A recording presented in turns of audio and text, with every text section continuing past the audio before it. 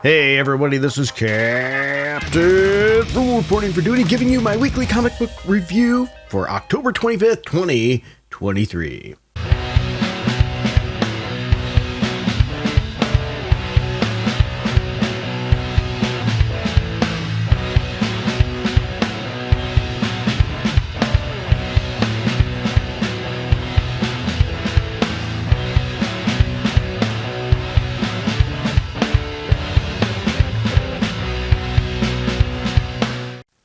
Alright, thank you everybody for joining me. For those of you that are new to the channel, welcome. We greatly appreciate having you here, as well as everybody who's stuck with the channel. What I do here is I give a group of comic books that I've picked out, because I can't get them all. There's only so much time and so much money, and I read them and I give you my thoughts, and I give them a score using old school grading system. A 7 would be a 70%, so that's average. A 10 would be perfect. A 0 is, terrible, an absolute fail. So anything 7 and 7's average, anything under 7 is below average. With that said, I also use the League of Comics Geeks to show you their insight from the people that voted on that site, as well as giving you a little bit of information. Now, I will tell you, stay to the end, because at the end I am going on, yes, another soapbox rant on this video, because oh boy, do I have one. So the first comic book I want to talk about today, and by the way, these are unscripted. I have some notes, though, to help me out, just to keep me on track. So the first one I'm talking about is Batman, Catwoman, The Gotham War, Red Hood, number 2. I gave it a 7 out of 10. League of Comics Geeks gave it 76 out of 118. Liked it with a 3.1 average rating. That means it puts it right about where I did. It says Jason Todd prepares for battle. Batman plans for Jason Todd backfires, but in a good way. The Red Hood prepares for the final battle of the Gotham War. But what will he have left when the dust settles? The writer is Matthew Rosenberg. The artist is Nicola, and I can't say that name, I'll butcher it. I thought it was a decent story, but the art really could be better in this issue. I would like to see Jason Todd just overcome the fear. I mean, he's had so much stuff in his life. It's something I think he could do. I think he could overcome this fear toxin.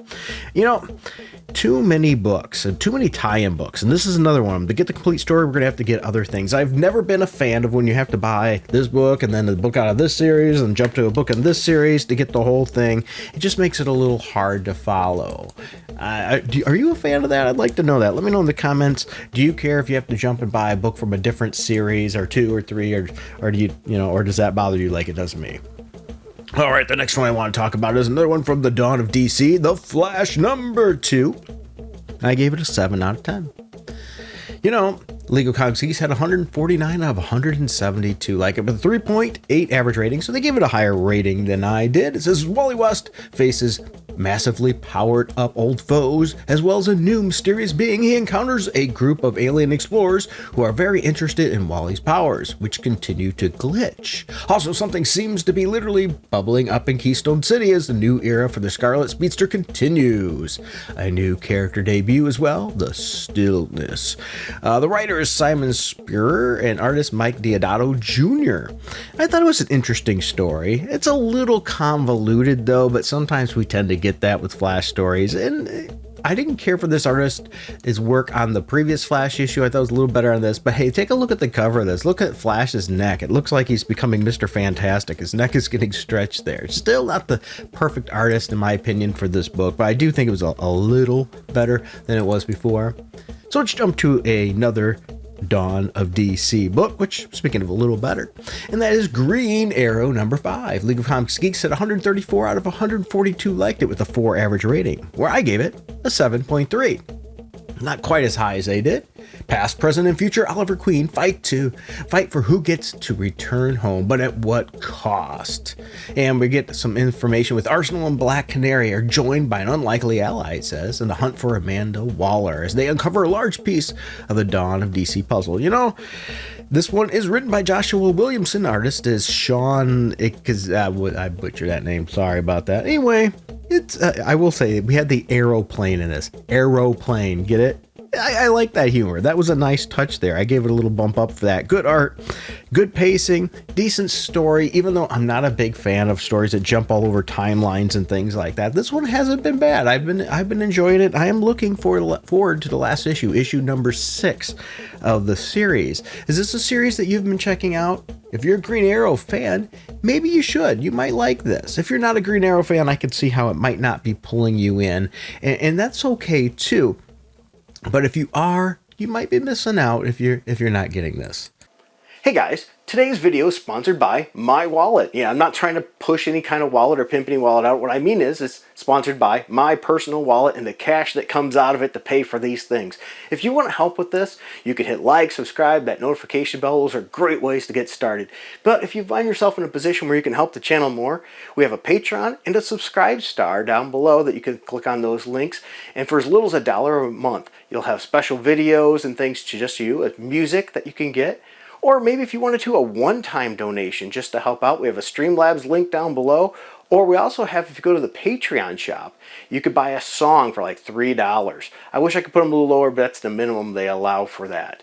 So there's lots of options. Sometimes you might even see an Amazon link. If you want to buy anything through Amazon, click on my link first, then go through there. That'll give me a couple pennies possibly that way too as well. So there's lots of ways you can help out the channel, because without you, it would not be possible. So thank you everybody. And let's get back to the video. Now the next one, let's take a deep dive through the window. And it's Power Girl number 2, the 7.2 out of 10. 48 out of 53 liked it with a 3.7 average rating, so they give it a little higher rating than me, but it doesn't seem like a lot of people are jumping onto this book. The writer is Leah Williams, and the penciler is Eduardo Penscola. It's out of Metropolis on a road trip as the Kryptonian virus rapidly spreads along the coast. Power Girl departs Metropolis looking to redeem herself for her catastrophic mistakes. It's not easy being a part of the super family, but Paige has never let the pressure get to her before. She just needs something to punch. And she's found her target in space, in a space pirate and hater of all who hail from Krypton. Now with that said, I know this book tends to rattle some people the wrong way, and I get that. There's something here though. Obvious politics with the projection of that, the human first sign there. So, but I will say this. I'm going to let that one slide. It's minor in here, so maybe it wasn't as intent just to maybe try to make it within the times, but, you know, I'll just move on from that one. I'll give it a little bit of a pass there. Good art, though, but nerdy little nitpick joke here. All right, there is no way that the bra that's shown in this issue is big enough for Power Girl. Sorry, jokes aside, it's true. They show this one. There's no way. But really, this has good pacing. It's a decent story. It's nice getting more stories with this character. I've never been a huge follower of this character. I mean, I've read books with her in it and things. I'd like to get some more insight from others who enjoy this character a lot and what their thoughts are if this book is doing that character justice. I'd love you to let me know. All right, the next one, The Amazing Spider-Man number 36. 61 out of 101 liked it on League of Comics Geeks with an average rating of 3. I was a little more harsh on that. I gave it a 6, but with the numbers going down of people reviewing it, leads me to believe that less people are reading this series. And writer Zeb Wells, penciler Ed McGuinness. Spider-Man has never gone this dark. Now the consequences are unraveled. Come on now. Will New York ever look the same way at him again? First of all, the Limbo storyline just is not good. It needs to go away and go away fast. The Wreck Rap character, Parker spelled backwards, is absolutely ridiculous and dumb. This is in all ways not a good Spider-Man issue. This is a time to, I think, wait until we're on a new series of new writing team of Spider-Man, or at least a new storyline, because this just is not good. But I will say this, the one reason it got a 6 is because the art helped it. It does have good art, but boy, is this book a stinker. I would strongly recommend staying away from this one. Now, not staying away from a book, the opposite, I would like to talk about Captain America issue number 2. 77 out of 87 liked it with a 3.7 rating on League of Comics Geeks. I gave it an 8.3. We have the writer J. Michael Straczynski and artist Jesus Zayas, which I butchered that name, I'm sure. When Spider-Man interrupts a date night for Cap, to ask for help taking down the Sinister Six's latest plot, Captain America does oblige. Meanwhile, more and more of Steve's former enemies are being recruited by a mysterious new threat. Now, I'm going to say this right off the bat. I enjoy this. This is a much more accurate writing of Captain America than we're going to get in the next book that I'm talking about. This book has very good art as well, and the story has been absolutely solid. If you are a Captain America fan, you should be checking out this book. If you're not a Captain America fan, you're just, I see him in Avengers, you might still want to check out this book. It has been very, very good. All right, you've been waiting for this. The soapbox moment is here. The soapbox moment has arrived, and that's the Uncanny Avengers issue number 3. 74 out of 82 liked it with a 3.7 rating on League of Comics Geeks, giving it a lot higher score than I did. And the creators are writer Jerry Duggan, and artist Emilio Lazo. The Unity Squad faces off against the Mutant Liberation Front. Blood will be spilled, and one will fall. And here's the thing. Jerry Duggan proves that not everybody can write a Captain America speech. I'm not saying it's all bad, okay? I'm not saying that. But this book goes nuts. It goes too political. And I know, here we go. Comic books are always political. Captain America, yes, I get that. But this is where it goes wrong. The speech, okay? The speech actually has some good points in it. He starts off the Captain America speech very good, okay?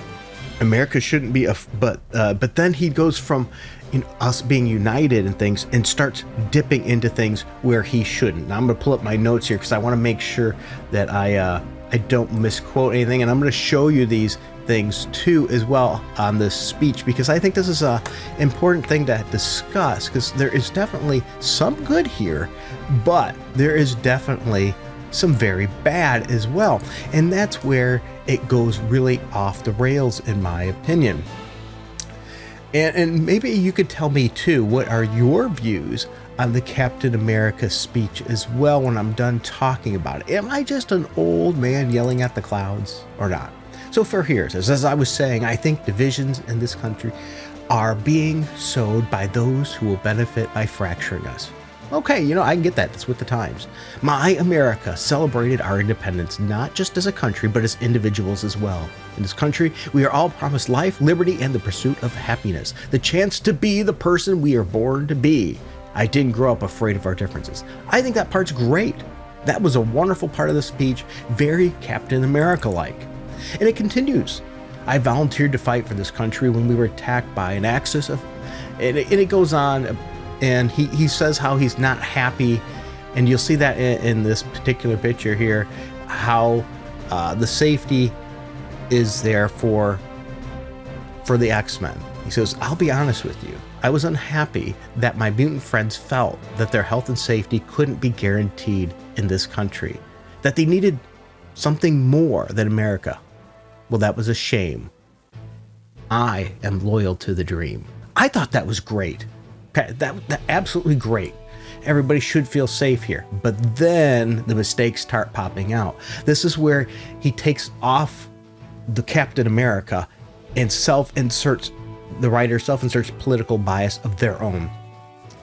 And America needs to hear the truth in order to be better. That truth is that the American dream isn't the promise. It should be, because fear is being weaponized. Now here's where it gets interesting.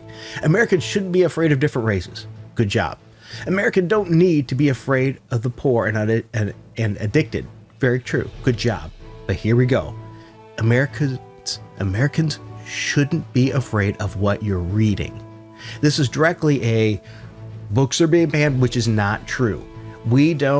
Some of us, a lot of us, don't want explicit material of sexual acts in our young children's books in school. They are not banning those books. That is a lie. Those books are not banned. You can go get them at other places, pull them off of bookshelves and everything else. Just we don't want them for our young elementary children reading them in school. That was a self-insert, a screw up on this speech that was doing so well. Americans shouldn't be afraid of what you're wearing. Okay. You see what they're getting at there? I don't really see an issue with that too much as well. And I don't think we are. But then, here we go. Which brings me to mutants, my teammates and my friends. I'm skeptical of the official story, and I'm very concerned about Orcus. They're being less than honest. And that's, you ready? Here's the last part. And that's my truth. Goodness sakes, Cap would never say my truth. Plain and simple, it's either true or not. The whole my truth is baloney. The my truth is a way of selecting what's right based on who perceives it and how they perceive it, which isn't how the world works. It's either true or it's not. Captain America, in my opinion, I would love to hear yours, would never use the term my truth. It would be the truth, because Captain America speaks the truth. So like I said, there was a lot of good in this speech, but it was really soiled by political self-insert. I'm sorry. I really am. But there's no way, Jerry, that he would say my truth. And there's no way Captain America would misinform people about the books deal. That is political agenda. And that's an issue comic writers have, especially with a political character like Captain America. They lose the character and the core of the character because they have to self-insert their own biases. And that's why I gave this book a 6.9 out of 10. Writers need to learn to write Captain America in character. You look at that and then look at Captain America number 2. Done right. Write Captain America in character. He can be a character for everyone, not for your political leanings, which a lot of writers tend to do. That's my soapbox. That's where I stand. So I hope you enjoyed this video. Please be sure to let me know your thoughts. I'm sure I'm going to get some angry ones down below, and that's okay too. Thank you for your time, everybody. Have a great day. Be blessed. Until next time. Keep it frugal.